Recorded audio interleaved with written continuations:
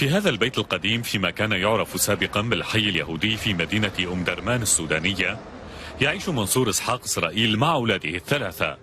جد منصور الأكبر إسرائيل قدم من العراق باحثا عن وطن لليهود، لكن أحفاده خيروا بين اعتناق الإسلام أو الموت قبل نحو 100 عام.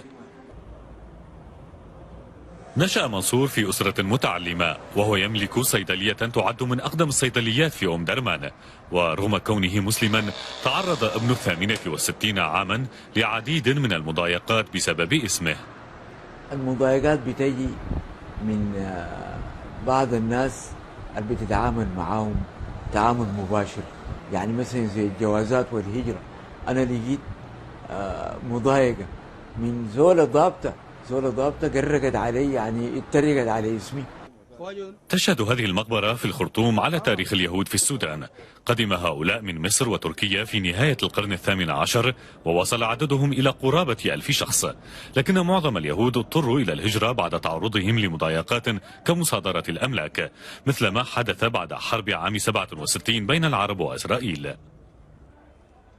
لم يبقى لليهود في السودان سوى الذكريات التي طوت صفحتها عمارة شاهقة بنيت على أنقاض نادي اليهود في الخرطوم، لكن الأسر اليهودية حافظت على أسماء أجدادها، وهو ما يتسبب لها في بعض الأحيان بمساءلة كما حدث مرة مع ابن منصور عبد العزيز.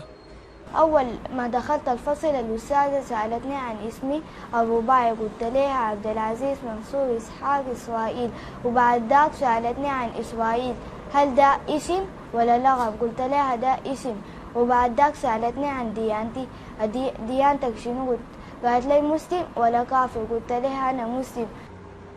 تلتزم ابنتا منصور سارة وشمس بالصلاة والصوم وارتداء الحجاب، أما هو فيقتصر التزامه على الناحية الوطنية. رغم العنت والمتاعب اللي أنا بلقاها، لكن أنا راجل وطني وبحب السودان وبحب السودانيين وعندي صداقات في السودان. يغرس منصور في أولاده حب الوطن، وهو يرى في أصلهم اليهودي ميزة يجب الافتخار بها.